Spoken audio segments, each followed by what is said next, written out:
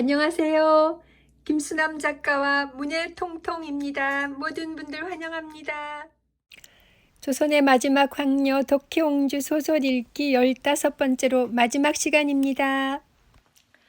네, 우리 드디어 오늘 덕혜옹주 마지막 부분 읽겠습니다. 이제 두 꼭지 남았는데요.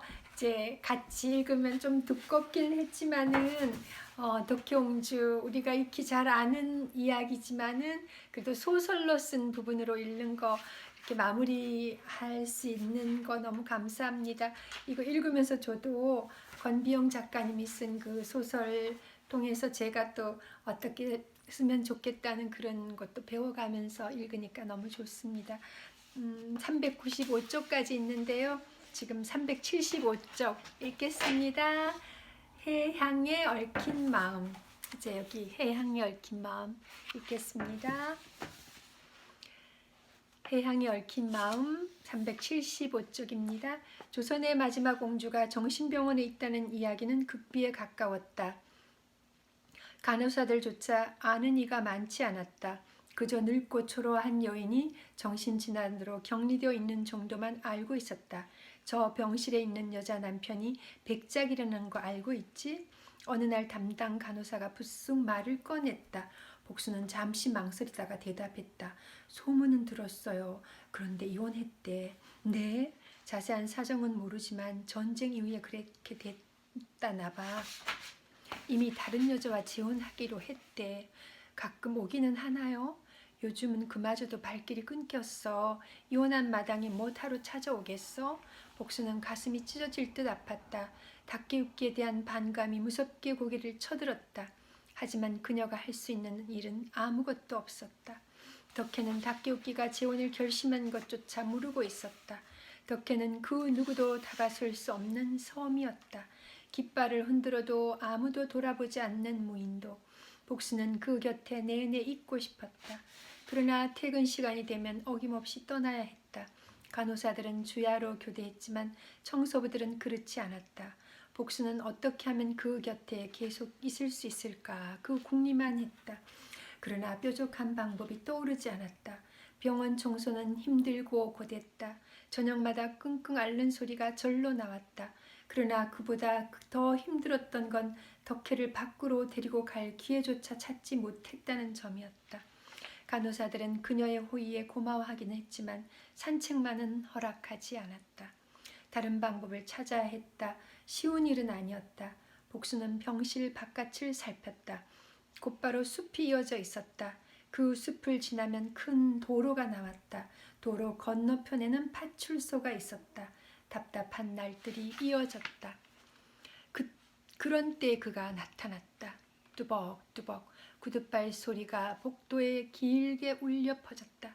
빗자루와 밀걸레를 들고 걸어가던 복수는 어쩐지 낯익은 소리라고 생각하며 뒤를 돌아보다 흠칫 놀라고 말았다. 닭개웃기 바로 그자였다. 그는 복순의 앞을 지나쳐 덕혜의 방 앞에서 멈추었었다. 그의 얼굴은 여전히 단정했다. 그러나 재혼을 앞둔 기쁨이나 덕혜를 떨쳐낸 후련함 같은 것은 느껴지지 않았다. 오히려 애틋한 표정으로 문 앞에서 잠시 침묵했다. 복수는 고개를 숙이고 머리를 쓴 스카프를 조금 더 내렸었다. 이윽고 닭개웃기가 방으로 들어갔다. 철문 닫히는 소리가 이상하게 가슴을 울렸다. 복수는 바짝 다가가 아내 동정을 살폈다. 환기를 위해 열어둔 유리창으로 그의 침통한 얼굴이 보였다. 저 사람이 닭개웃기 백작이야. 조선 마지막 황녀의 남편. 그동안 친해진 간호사가 아른 체를 하며 일러주었다. 알고 말고 저분을 본 세월이 얼만데. 복수는 고개를 끄덕이며 슬그머니 방문을 밀고 들어갔다. 몸은 좀 어떠? 닭개웃기가 잔뜩 잠긴 목소리로 묻고 있었다. 그러나 덕혜는 그가 와 있는 사실조차 모르는 듯 여전히 창밖만 바라보고 있었다. 정혜는 오지 못했소. 메마른 목소리였다. 그가 말할 때마다 어디선가 마른 바람이 불어오는 듯 했다.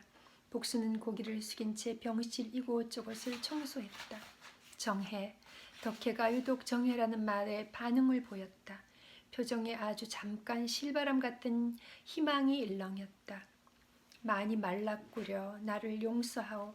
닭기웃기가 덕혜의 손을 잡고 한숨을 내쉬었다. 그가 재혼을 결심했고 대학 교수가 됐다고 기쁨해 준 건 담당 간호사였다. 눈물 날라 그래.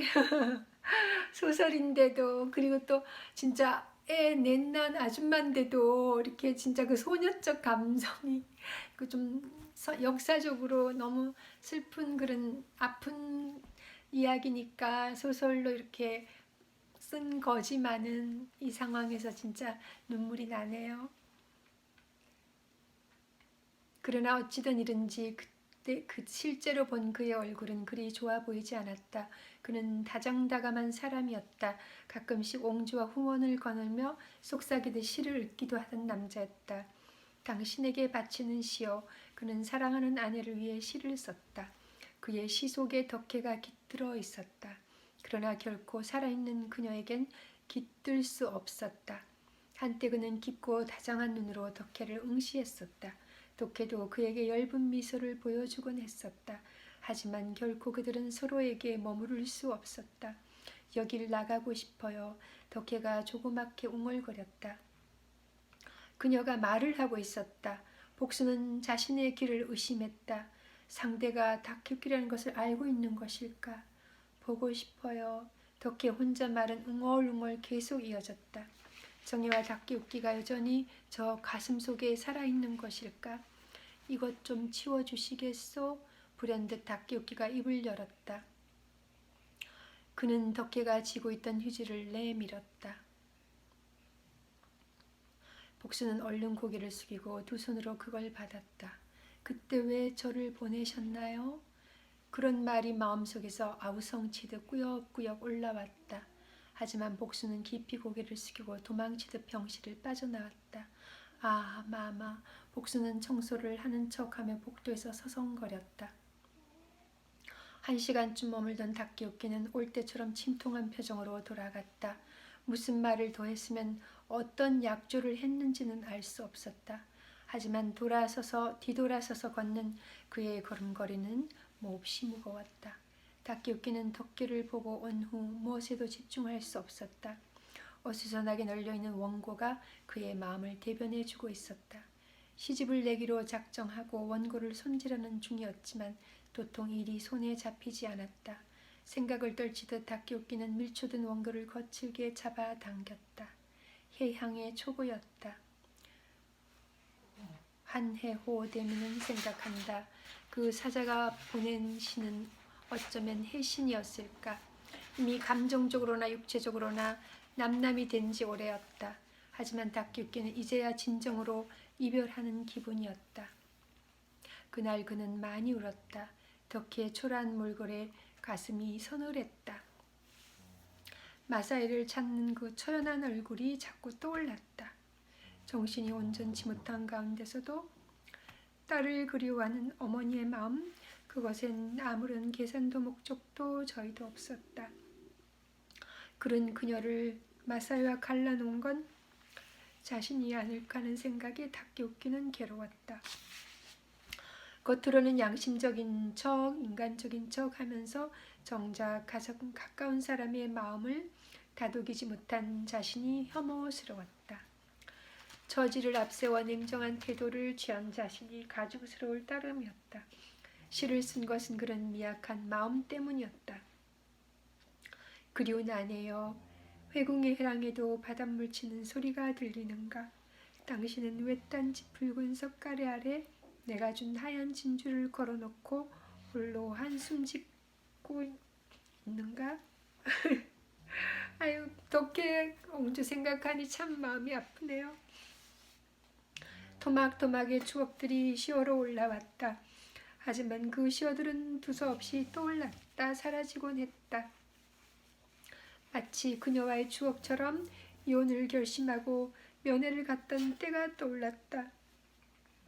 덕혜는 그때도 창밖을 내다보고 있었다. 내가 왔소 하는 말에도 그녀는 움직임이 없었다. 단지 사탕을 움켜쥐고 있던 그녀의 조그만 손이 미세하게 떨렸을 뿐이다. 닭기웃기는 얼른 그 손을 잡았다. 작은 새의 깃털처럼 부드러운 손은 저항하지 않았다. 미안하오. 닭육기가 하는 말은 늘 같았다. 그러나 그날 그 말은 전에 없이 간절했다. 그녀는 그런 닭육기의 마음을 아는지 모르는지 손이 조금 따뜻해지자 엷은 미소를 지었다. 닭육기는 그녀의 얼굴을 마주할 수 없었다. 처연한 눈길을 피하며 자꾸 여린 어깨를 꼭 끌어안았다. 작은 새 한 마리가 파르르 떨었다. 이제 우리의 인연은 다 한 것 같소. 미안하다는 말이 위로가 되지 않을 걸 알고 있소. 그러고 보니 우리가 함께하는 동안 나는 당신에게 미안하다는 말만 참으로 많이 했구려. 덕혜는 그 말을 듣고도 아무런 반응이 없었다. 언젠가 우리가 늙으면 당신에게 도요타마 히메의 이야기를 들려준다고 했었지?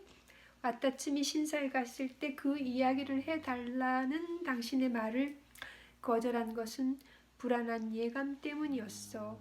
닭규키는 덕혜를 꼭 껴안았다. 덕혜는 그 품에서 말 잘 듣는 아이처럼 조용했다. 고집게 나오는 도요타마 히메는 해신의 딸이라오. 아주 먼 옛날 호호댐이라는 청년이 살고 있었지. 형의 낚시 바늘을 빌러 바다로 나간 호호댐이는 오히려 낚시 바늘반 잃어버린 채 돌아왔지. 형은 불같이 화를 냈고 호호댐이는 바닷가에서 하염없이 울고 있었어. 그때 신이 나타나 악어를 타고 바닷속 궁전으로 들어가서 문 옆에 나무에 올라가 기다리면 낚시 바늘을 찾을 수 있다 일러주었어. 그런데 호호도미는 그만 그곳에서 물길로 오는 시녀의 아름다운 모습에 반하고 말았지. 그녀가 해신의 딸 토요타마 히메라는 것도 모른 채 그녀의 눈멀어 3년 동안 사랑을 나누던 호호데미는 어느 날 문득 잃어버린 낚시 바늘을 떠올리게 되었어. 그의 해신의 도움을 받아 지상으로 잠깐 오게 되었지. 그때 그의 아이를 가진 토요타마 히메도 출산을 위해 해변으로 갔어. 그녀가 남편에게 말했지. 절대로 자신이 아이 낳는 모습을 보아서는 안 된다고. 그렇지만 너무도 궁금했던 호호데미는 그 약속을 어기고 말았어. 그는 그를 닮은 남자아이를 낳은 토요타마 히메는 분노하여 갓난아이만 두고 해궁으로 돌아가 버린다오. 그들의 사랑이 끝난 것이지. 그날 당신이 내게 토요타마 히메 이야기를 들려달라고 했을 때 나는 까닭 두려움을 느꼈어. 그것이 현실이 될지도 모른다는 두려움. 당신은 내게 해신의 딸과 같았어. 내가 감히 근접할 수 없는 고귀하고 신성한 여인. 당신이 나의 토요타마 히메였어. 운명의 바퀴에 짓눌려 당신을 끝까지 지켜내지 못했지만 그때 나의 마음은 진심이었어. 다케유키는 덕혜를 힘껏 껴안으며 애써 울음을 삼켰다. 그녀 앞에서 감히 울 수는 없었다. 그때 덕혜가 몸을 빼내면서 다케유키를 바라보았다. 그 눈빛에는 아무런 감정도 실려있지 않았다. 갑갑하고 답답한 현실을 벗어나고픈 욕망조차 없었다. 당신은 내 이야기를 듣지도 않는구려. 나를 용서하지 않는구려. 다케유키는 절망했다. 그는 고통을 참듯 다시 덕혜를 힘껏 껴안았다. 이제 다시 만나지 못할 사람, 만나서는 안 될 사람. 이제 마지막 맹세를 할까 하오. 우리의 이야기는 내가 죽는 순간까지 함구하겠소. 어떤 경우라도 이 약속은 지킬 것이오. 아픈 상처를 스스로 건드리는 짐승이 어디 있으랴. 다케유키는 그의 허리께에서 꼼지락거리는 덕혜의 손을 꼭 잡았다. 연애 시간이 끝났습니다. 재촉하는 소리가 아니었어도 다케유키는 더 이상 그 자리에 있을 수 없었다. 그녀를 풀어주며 다케유키는 마지막으로 덕혜 얼굴을 감쌌다. 그 깊은 눈을 한동안 응시했다. 그 속에 여전히 그는 없었다. 그녀의 손을 놓고 나올 때 등 뒤에서 들리는 한마디가 그대로 그의 가슴에 박혔다. 정혜야. 그는 그 목소리를 영원히 잊지 못했다. 아유 진짜 덕경주 상황 생각하니까 진짜 그 감옥에 정신병원에 갇혀서 힘들어 아파하는 그 마음이, 그 모습이 전에 와서 정말 마음이 아프고 진짜 슬픈 그런 역사 속에, 예, 그런 중에도 저희가 이렇게 정말 자유의 나라에서 살고, 또 저희 같은 경우는 또 우리 나라 대한민국이 있는 든든히 있는 덕분에 이렇게 낯선 나라 캐나다, 저희 같은 경우는 이민 와서 이렇게 또 잘 살 수 있는 모든 것이 정말 또 감사하고, 나라를 찾기 위해 쓰신 그 분들 더 감사하게 되고, 나라의 소중함을 더 진짜 이 덕경제를 읽으면서 또 감사하게 되고요.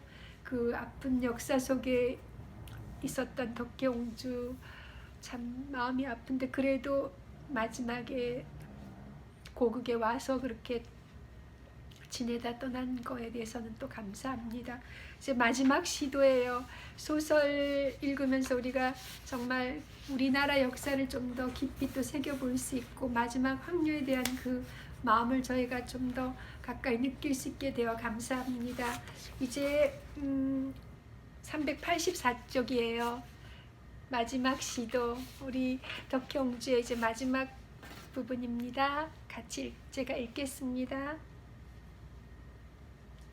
마지막 시도, 더 이상 미룰 수 없습니다. 박무영의 강직한 목소리가 바르르 떨렸다. 기수는 입을 꾹 다문 채 주변의 동정을 살피고 있었다. 박무영은 좀 더 기다리며 기회를 보자는 구국단원들과 정면으로 부딪혔다. 동지들이 서둘지 않겠다면 나는 혼자서라도 옹주마마를 구축을 할 것이요. 늘 차분하고 냉정하던 박무영이 벌써 요즘 부쩍 날카로워졌다. 그는 하루라도 빨리 행동을 개시하자며 동료들을 독려하고 있었다. 하지만 그동안 몇 번의 실패를 경험한 대원들은 좀 더 기다려보자는 미온적인 태도를 보였다. 모두들 의욕을 상실하고 지쳐 있었다. 박무영은 그런 분위기에 이성을 잃은 사람처럼 화를 냈다. 결국 제 기분을 못 이기고 밖으로 뛰쳐나갔다. 누군가가 빈정거렸다. 박대원이 왜 저러나? 혹시 옹주마마를 연마하고 있는 건 아닌가? 허허. 기수는 곧바로 박무영을 따라 나섰다. 저만치 앞서서 뛰는 박무영을 보며 기수도 뛰었다. 오늘은 반드시 내막을 알아보리라. 기수는 천천히 술집 안으로 들어갔다. 박무영이 구석진 자리에 앉아서 술잔을 기울이고 있었다.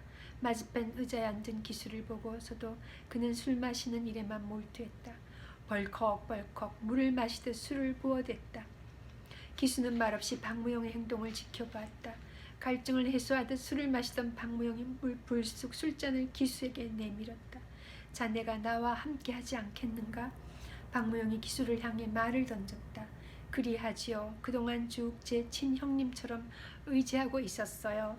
그 말에 박무영이 얼굴에 잠깐 화색이 돌았다. 그런데 형님은 나를 믿지 못하는 것 같아요. 무슨 소린가? 형님이 하자면 무슨 일이든 목숨을 바쳐 할 각오가 돼 있습니다.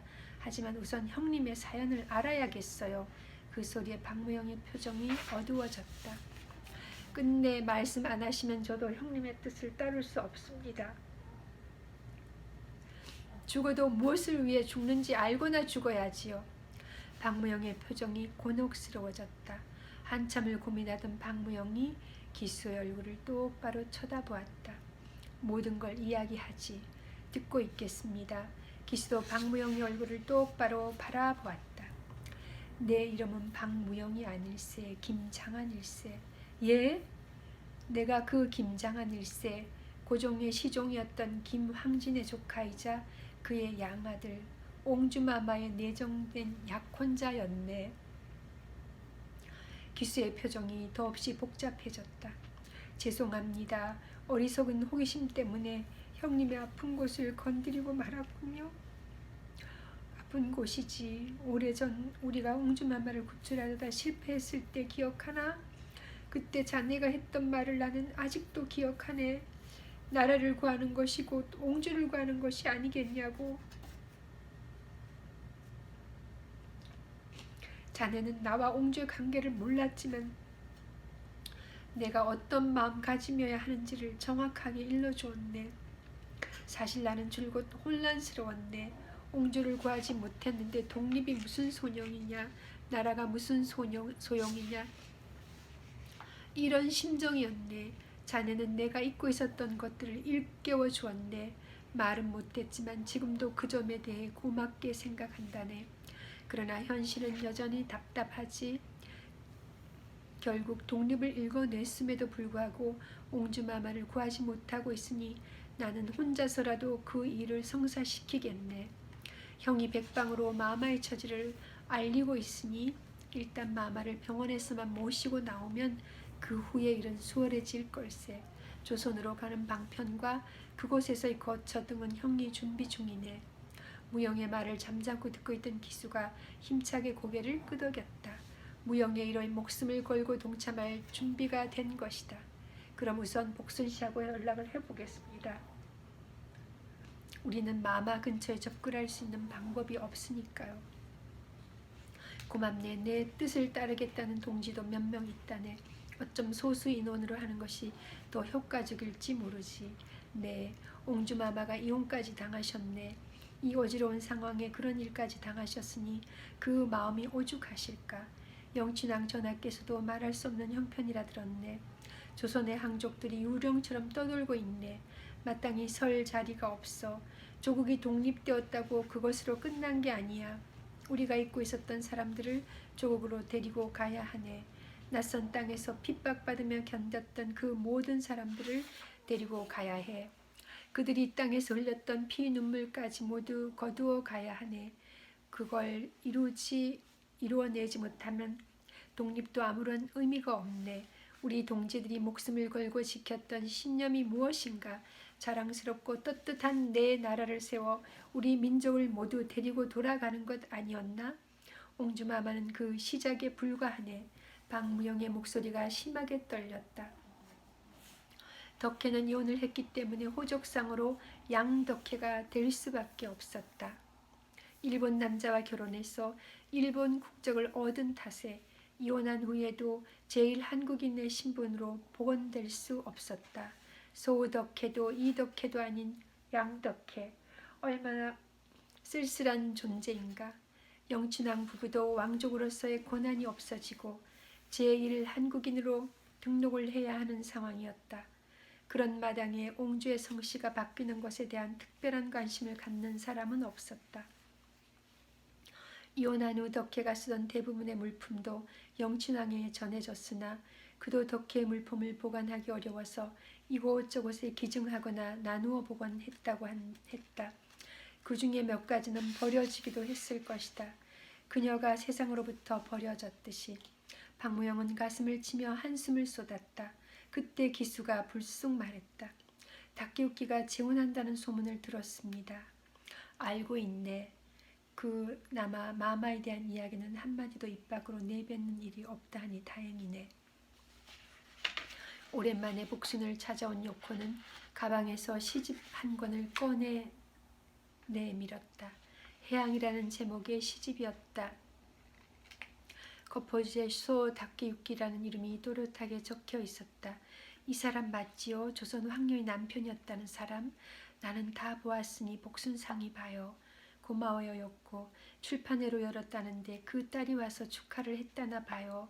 그런데 왜 그녀는 한 번도 엄마를 찾지 않는 거죠? 글쎄요. 복순은 그쯤에서 얼버무리며 입을 닫았다. 예전에 모르는 척 담당 간호사에게 넌지시 건넸던 질문이 생각났다. 저분한테 찾아오는 자식은 없나요? 간호사는 고개를 젓다. 그게 참 이상해요. 닭기육기 외에 가족이라는 이름으로 찾아온 사람은 없어요. 자식이나 친척이 없나 봐요. 아, 그렇군요. 혹시 주변에서 뭐 들은 거라도 있나요? 그녀가 오히려 복순에게 되물었다. 복순은 저녁 시간에 시집을 읽었다. 덕혜에게는 보여주지 않을 작정이었다. 보여주는 것이 오히려 상처가 될 것 같았다. 시집 해항에는 한회라는 시가 실려 있었다. 한가한 날의 그리움이란 뜻이었다. 바람 불지 않는 개수나무 가지에 파도치지 않는 선창의 바깥, 구름은 바닷속을 파고들고 물살도 급히 흘러가는데 사랑스런 아내여 울려요. 수많은 새들이 날개짓을 하는구려. 중략. 사랑스런 아내여, 떠나지 말아줘요. 사랑하는 자식들을 우리가 품어야 되리. 그 사랑스런 아내는 다름 아닌 덕혜의 일터였다. 시집 속에서 아내를 향한 사랑이 절절한데 정작 현실에 그는 아내를 떠났다. 건너들은 얘기로는 닭기웃기가 덕혜가 이혼하던 해 정혜도 스즈키라는 사람과 결혼했다고 한다. 닭기웃기의 재혼을 앞두고 서둘러 한 티가 났다. 물론 덕혜는 그 결혼식에 참석하지 못했다.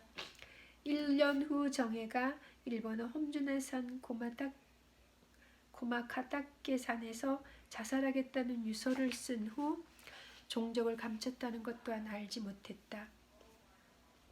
정혜에 대한 이야기는 몇 날 며칠 사람들 입에 오르내렸다. 정혜는 덕혜가 병원에 입원한 후로 안정을 찾지 못했다고 했다. 닭기웃기는 서둘러 딸의 배우자를 수소문했고 결국 어렵사리 사윗감을 하나 찾아낼 수 있었는데 지극히 평범한 사내였다. 그래서 가능했는지도 모른다고 사람들은 수군거렸다. 닭기웃기 가문의 후광을 업고 행세해보려는 사내가 아니었다면 누가 쉽게 조선인의 피를 물려받은 정혜와 결혼할 생각을 했겠는가. 닭기웃기는 안도의 숨을 내쉬었으나 정혜는 정혼한 이후 하루도 거르지 않고 울었다고 했다. 결혼한 뒤로도 마찬가지였다. 오히려 결혼한 지 부쩍 어머니를 찾았다고 했다. 유서를 남기고 자취를 감춘 것은 어쩌면 정해진 수순이었지도 모른다. 국적 없는 영혼이 돌아갈 곳은 어디에도 없었던 것이다. 복수는 덕혜마저 그리 될까봐 두려웠다. 정혜의 행방불명을 알게 되면 상태가 더욱 나빠질까봐 그녀는 그 사실을 숨겼다. 그중 덕혜를 기억하는 사람은 별로 없었다. 조선의 학녀로서도 닭기웃기 아내로서도 정혜의 어머니로서도 그녀는 그 무엇으로도 남지 못했다. 하지만 복수는 그 끈을 놓지 않았다. 덕혜의 기억을 되살리기 위해 애썼다. 과거를 일깨우기 위해 여러 가지 이야기를 늘어놓았다. 다 알고 있다. 그러니 조용히 하여라. 아주 가끔씩 덕혜는 이렇게 대꾸했다. 그때마다 복수는 기뻤고 슬펐고 고통스러웠다. 불쑥 종이비행기를 접어 보여주기도 했다. 가자방주로 만든 아주 작은 종이비행기였다. 덕혜는 그것을 창문을 향해 날렸다. 종이비행기가 창틀에 부딪혀 힘없이 떨어졌다. 아, 마마. 복수는 덕혜의 얼굴을 가만히 들여다봤다. 혹시 나를 알아보시지는 않을까. 그러나 종이비행기를 날릴 때 잠깐 화색이 돌던 얼굴은 곧바로 무표정하게 변했다. 하지만 그 후로도 곧잘 종이비행기를 접어 날리곤 했다. 그때마다 보일 듯 말 듯한 미소가 피어올랐다. 사키코 상이 온 후로 독구의 힘애가 많이 좋아진 것 같아요. 어느 날 간호사가 창문 너머로 아는 척했다. 복수는 얼른 그 간호사 뒤를 따르며 심중에 있는 말을 꺼냈다. 저분 잠시 바깥 구경을 시켜드리면 안 될까요? 그날따라 상태가 좋은 덕혜를 보면서 간호사는 잠시 고민했다. 그러더니 곧 한쪽 눈을 찡긋하면서 묵인해주겠다는 신호를 보냈다. 복수는 떨리는 마음을 안고 서둘러 병실로 돌아왔다. 아니 오늘은 바깥 구경을 시켜드릴 수 있게 됐어요. 복수는 목젖까지 차오르는 마마라는 말을 삼킨 채 덕혜를 휠체어에 태워 밖으로 나갔다. 그동안 간호사들에게 쏟은 정성이 이즘의 효과를 발휘하고 있었다. 감시의 눈길도 많이 느슨해졌다. 비가 스치고 지나간 뒤라 모든 거리가 깨끗했다. 덕혜는 오랜만에 보는 바깥 풍경에 만족한 표정을 지어보였다. 복수는 휠체어를 끌고 연못이 있는 곳까지 갔다. 큰 나무 그늘 아래 커다란 물고기들이 천천히 유영하고 있었다. 복수는 산책을 핑계삼아 길 건너의 풍경까지 덕혜에게 보여주었다. 이번엔 틀림없이 마마를 구출할 것입니다. 복수는 덕혜의 손 귀에 대고 나지막하게 속삭였다. 그러자 덕혜가 천천히 대답했다. 다 알고 있어.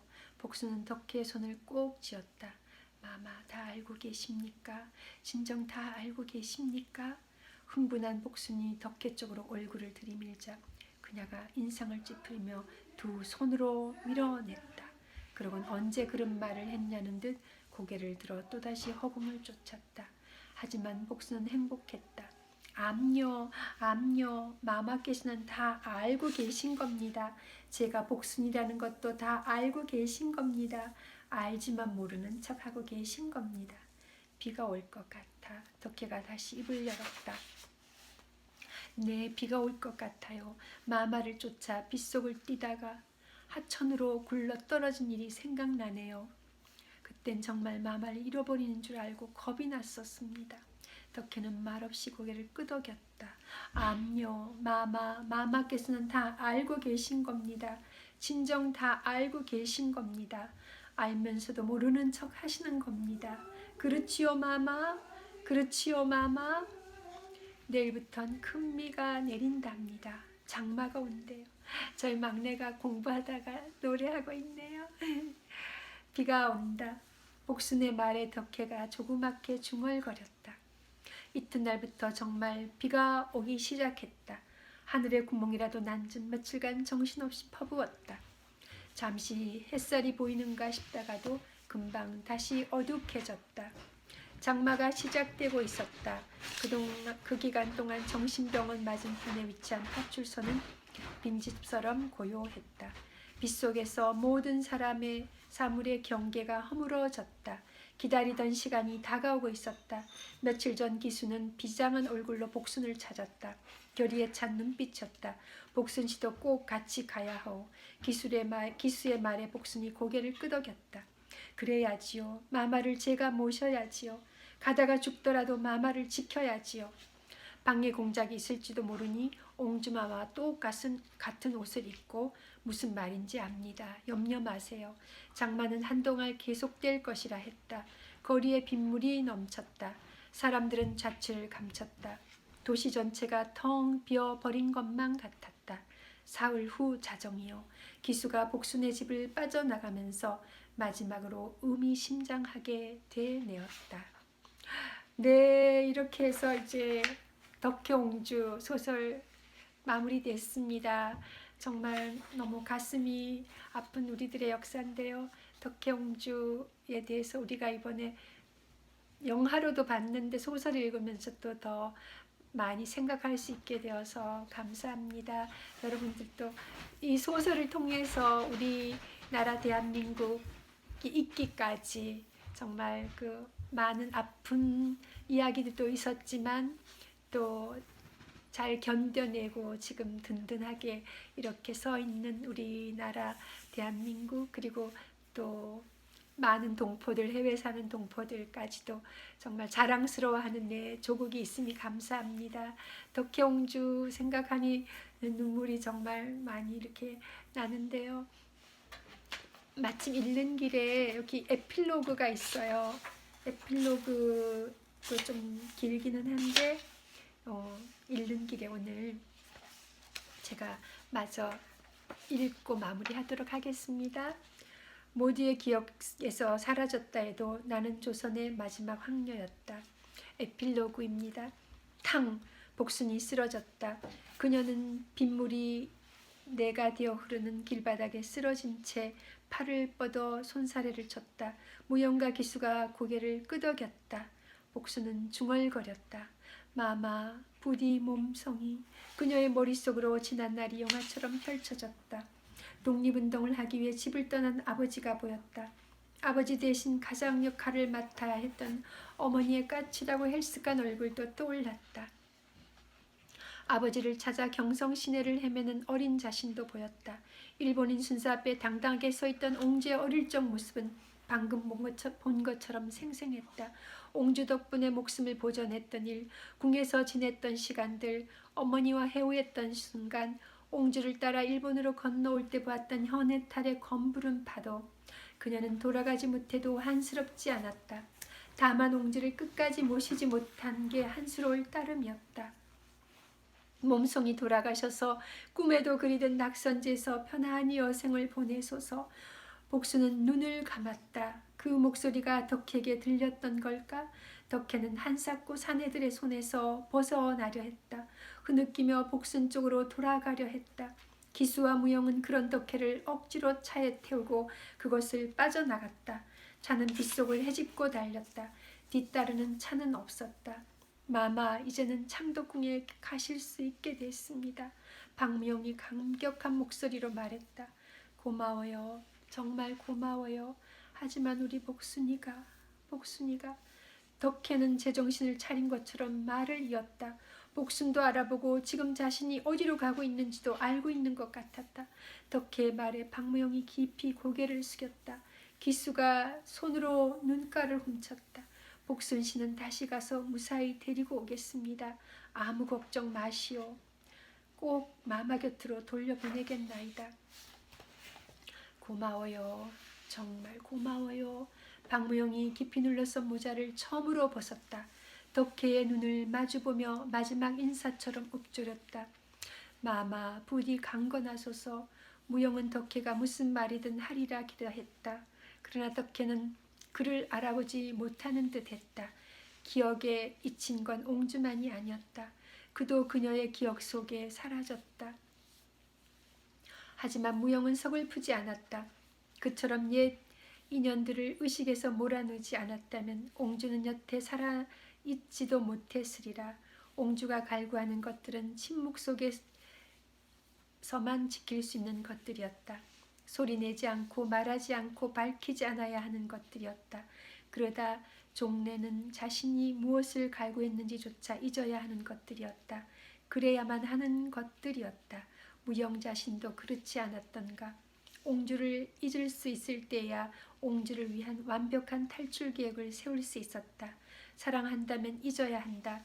그러나 잊는다 해도 온전히 잊히지는 않는 법이다. 가슴 속에 살아있으면 언젠가 다시 불려드릴 수 있다.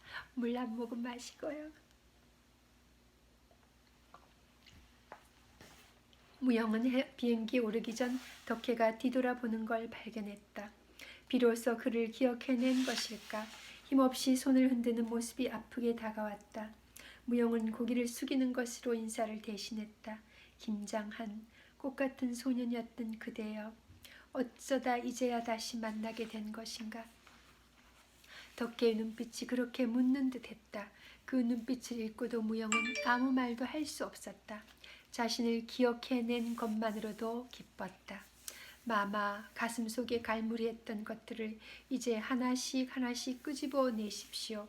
이제 그러셔도 됩니다. 한 맺힌 세월에 엉킨 실타래를 풀어 그 실로 아름답고 고운 의복을 지으소서. 마마를 따뜻하고 포근하게 감싸줄 의복을 지으시고 또 남는 게 있다면 그때 저를 위해 수수한 저고리 한 벌만 지어주소서. 저는 그것으로 족합니다. 무영의 말을 알아듣기라도 한 것처럼 덕혜가 고개를 끄덕였다. 무영의 눈에서 수십 년 동안 참았던 눈물이 쏟아졌다. 고맙습니다. 고맙습니다. 진심으로 고맙습니다. 덕혜의 눈빛이 그렇게 얘기하는 듯했다. 두 사람은 오래도록 서로를 바라보았다. 마마, 사랑했습니다. 그 사랑 변치 않고 여태 지켜왔습니다. 이 김장한을 잊지 말아주소서. 마마. 결코 입 밖으로는 내뱉을 수 없는 말이었다. 가슴 속에서만 비밀로 간직한 말이었다. 잊지 않았습니다. 한순간도 잊지 않았어요. 내 나라 조선을. 그리고 그대. 햇살이 눈부시게 쏟아지던 날 아바마마의 시종무관을 따라가던 소년. 어쩌면 내 지아비가 되었을지도 모르는 그대. 잊지 않고 기억하는 것도 사랑이라고 할 수 있다면 나도 그대를 사랑했던 건지도 모르겠습니다. 무영은 그렇게 말한 덕혜의 목소리를 들은 듯 싶었다. 혼자만의 상상이라 여겨도 그것은 참으로 행복했다. 항공합니다. 마마. 세월이 한탄스러울 뿐입니다. 덕혜가 비행기 안으로 들어갔다. 무영의 귓가에 덕혜의 소리 없는 작별 인사가 언제까지고 맴돌았다. 무영은 웃는 건지 우는 건지 모를 얼굴로 비행기를 바라보았다. 그의 시선이 비행기 뒤를 하염없이 쫓았다. 덕혜를 실은 비행기가 도착한 곳은 꿈에도 그리던 조선이었다. 조선의 바람, 조선의 꽃들, 조선의 초목. 마마 소인을 죽여주시옵소서. 덕혜가 비행기 트럭을 내려오자 머리가 하얗게 센 늙은 여인이 땅바닥에 엎드려 통곡했다. 유모 변복동이었다. 덕혜는 숨을 들이켰다. 조선의 공기가 그녀의 폐부를 가득 채웠다. 그것만으로도 다시 태어난 기분이었다. 마마, 이제 조선에 오셨나이다. 이제는 아무 걱정 마시옵소서. 유모가 다가와 떨리는 손으로 덕혜를 부축했다. 그러자 젊은 상궁들이 고개를 숙인 채 그를 뒤따랐다. 여기저기서 울음소리가 터져 나왔다. 아, 마마, 어찌 이리 쇠약해지셨나이까. 유모가 한탄을 쏟으며 젊은 상궁을 불렀다. 어서 마마를 편히 매시어라. 상궁이 얼른 덕혜를 업었다. 여기는 조선 땅이다. 나는 조선의 마지막 옹주다. 나는 드디어 창덕궁으로 돌아왔다. 이것이 꿈은 아닌가? 그녀는 기적처럼 조선을 알아봤다. 그녀는 알고 있었다. 자신이 지금 어디에 있는지, 어디로 돌아왔는지. 참으로 무심하게 꽃이 피고 잎이 짙어졌다가 낙엽이 지고 눈이 내렸다. 세월은 그렇게 되풀이됐다. 덕혜는 자라지 않는 아이처럼 여전히 자신의 세계에 갇혀 지냈지만 불행해 보이지는 않았다. 의식이 또렷한 날에는 글씨도 썼다. 나는 낙선지에서 오래오래 살고 싶어요. 전하, 비전하 보고 싶습니다. 대한민국, 우리나라. 유모는 그것을 보며 옹주의 마음을 읽었다. 가슴 깊은 곳에 자리한 그리운 것들에 대한 열망을. 그날 옹주는 문득 잊고 있었던 일이 생각난 듯 이렇게 말했다. 학교를 세워야겠어. 예, 그래야지요, 마마. 덕혜의 빛나는 눈을 들여다보고 있던 유모가 한참 만에 대답했다. 어디다 학교를 세우지? 유모는 열망에 들뜬 덕혜를 보며 입을 다물었다. 그래, 바쁠 것 없어. 하지만 학교는 꼭 세워야 해. 유모가 안쓰러운 눈길로 덕혜를 바라봤다. 마마, 너무 신경 많이 쓰시면 피곤하십니다. 이제 그만 쉬셔야지요. 한숨 주무시고 나서 다시 생각하시지요. 유모는 덕혜를 이끌어 침실로 안내했다. 준비하셔야 될 것 같습니다. 낮에 다녀갔던 전이의 말이 자꾸 생각났다. 유모의 눈시울이 붉어졌다. 깨끗하게 정돈된 방 안에 단정하게 놓인 비단 이부자리. 덕혜는 순한 아이처럼 방으로 들어섰다. 따뜻하고 평안한 잠자리. 덕혜는 코를 킁킁거리며 옛날을 떠올렸다. 어머니, 아바마마, 순종항제, 영친왕과 영비 얼굴이 차례로 스쳤다. 영원히 어울릴 수 없었던 남자 닭개육기, 정혜, 그리고 자신에게 온 삶을 바쳤던 박무영. 불쑥 덕혜가 물었다. 유모, 내 아버지는 어찌 되셨느냐? 돌아가셨나이다. 유모가 울음을 참으며 대답했다. 덕혜가 슬픈 얼굴로 또다시 물었다. 어머니는 어찌 되셨느냐? 돌아가셨나이다, 마마. 그리운 이들은 모두 사라졌나이다. 대답하는 목소리에 물기가 묻어났다. 모든 일이 봄날의 꿈처럼 흔적도 없이 사라지는구나. 모든 것은 사라짐으로써 덧없다니. 덕혜가 마른 입술을 죽이며 소동팔 문장을 소리내어 중얼거렸다. 목소리에서 서서히 힘이 빠지고 있었다. 마마, 편히 주무시옵소서. 유모가 자장가를 부르듯 읊조렸다. 덕혜의 두 눈이 힘없이 감겼다. 마지막 안간힘을 다해서 그녀가 중얼거렸다. 공주의 덕을 아느냐? 온순하고 공경하고 너그러워 편협함이 없으며 미움을 스스로 품어 더럽거나 좁아지지 않을 것이며 본 것은 본대로 두어두고 들은 것은 들은 것에 놓아두며 마음을 어지럽히지 않을 것이며 늘 주위를 조화시켜 착함을 이룰지니라. 유모는 옹주의 마지막 음성을 귀에 담았다. 눈물이 소리 없이 흘러내렸다. 내가 조선의 옹주로서 부족함이 있었더냐? 아니옵니다. 옹주의 위엄을 잃은 적이 있었더냐? 그렇지 않았나이다, 마마. 유모의 목소리가 젖어들었다. 나의 마지막 소망은 오로지 자유롭고 싶었을 뿐이었으니라. 덕혜는 조용히 숨을 골랐다. 그 숨이 천천히 잦아들었다가 공기 중으로 흩어졌다. 꿈길이 꽃길이다. 눈이 부시도록 푸른 날이었다. 덕혜의 입가에 생애 처음으로 평안한 미소가 고였다. 조선의 마지막 황녀로 태어났지만 한 번도 황녀로 살지 못했던 여인. 누구보다 귀한 존재였지만 모두가 외면했던 그 여인은 그날 영원한 자유를 향해 먼 길을 떠났다. 네, 정말 덕혜옹주 함께 이렇게 읽을 수 있어서 감사하고요. 덕혜옹주가 정말 그렇게 이제 먼 길을 떠났습니다. 영원한 자유를 향해서 먼 길을 떠났습니다. 네, 아이들한테도 우리들의 그런 역사 그리고 덕혜옹주에 대해서 이번에 제가 저희 막내한테 좀 더 이렇게 얘기할 수 있는 기회가 돼서 참 또 감사했습니다. 함께 읽는 분들 중에서도 또 자녀들한테나 또 손주들한테 또 우리들의 그 후세들한테 우리들의 역사에 대해서 좀 더 이렇게 알 수 있게 한 번씩 이야기해주고 나누는 시간을 갖는 것도 참 필요하고 중요한 것 같습니다.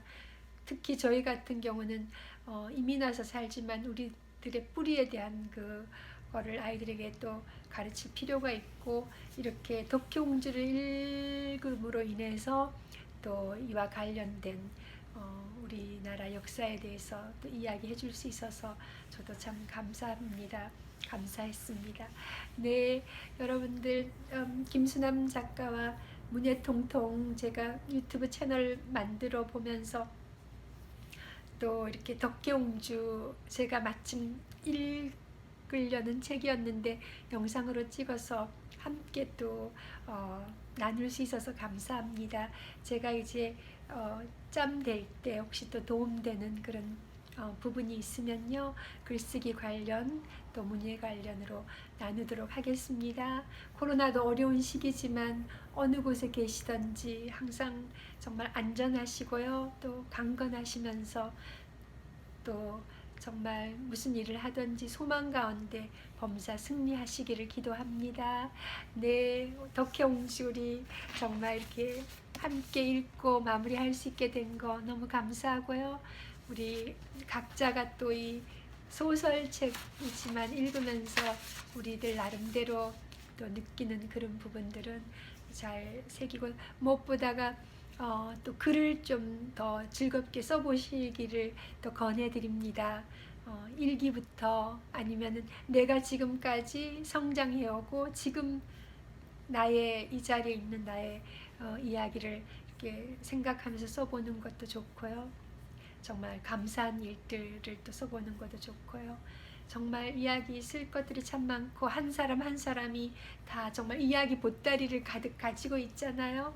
그것을 이제 쉽게 내가 이렇게 그냥 얘기하듯이 써보는 그거가 정말 글쓰기니까요. 그리고 그게 수필이 되고 시가 되고 또 소설이 됩니다. 그리고 친구들한테나 자녀들한테 나의 그 있었던 이야기를 이렇게 얘기해 주는 게 참 또 좋습니다. 얘기를 이렇게 하면은 글쓰기도 훨씬 좋습니다. 내가 이렇게 얘기 한번 해본 거는 또 글로 이렇게 옮기는 건 훨씬 쉽거든요. 그래서 자녀들한테 엄마의 이야기, 또 할아버지 할머니의 이야기, 또 본인들이 경험했던 이야기들을 이렇게 주변에 친구나 아니면 남편한테, 아내한테 또 특별히 자녀들한테 이야기해 주는 거 참 좋습니다. 그러면 그 이야기했던 그것을 이렇게 글에 옮기는 거, 글로 표현하는 거는 훨씬 수월하거든요. 네, 읽기를 많이 하면 또 쓰기도 잘하게 되는 거는 정말 그거는 진리 같습니다. 예, 그래서 우리가 더 많이 또 읽는 기회가 되면 읽으면서요. 신문도 좋고 제 같은 경우는 매일 성경 말씀을 읽거든요. 여러분들에게도 처음에 제가 문예통통 시작할 때도 강력하게 처음으로 추천해드린 책이 성경책이었는데요. 이 덕혜옹주 마지막 읽고도 정말 꼭 추천해드리고 권해드리고 싶은 책은 성경책입니다. 다른 책을 읽더라도 성경책은 꼭 정말 매일 한 장이라도 읽어보시면서요. 특히 잠언은 또 31장까지 있거든요. 그럼 그 날짜에 맞춰서 한 장씩 읽어도 참 좋습니다. 요한복음도 그리고 로마서 정말 또 시편은 그 자체가 시니까요. 이렇게 찾아서 읽어보시면 참 좋습니다. 저는 지금 2021년 새해 들고 김순환 권사와 2021년 성경 일독 하고 있거든요. 그래서 매일매일 3장, 4장 이렇게 읽으면서 유튜브 채널에도 올리고 있습니다. 같이 성경 말씀 지금부터라도 오늘 77일째 읽었거든요. 네, 그리고 사무엘상 말씀 읽었습니다. 14, 15, 16장 읽었는데요. 예, 같이 또 성경 읽는 것도 함께 읽을 수 있게 그 김수남 권사와 2021년 성경 일독 그거 이렇게 검색하면 나옵니다. 같이 또 성경 읽는 거를 추천해드리고 싶습니다. 네, 그동안 정말 함께 덕경주 읽으면서 뵐 수 있었는 모든 분들께 감사드리고요. 또 다음에 우리 문예통통 또 더 좋은 그 나눌 부분 있으면은 또 찾아뵙도록 하겠습니다. 네, 감사합니다. 여호와 샬롬.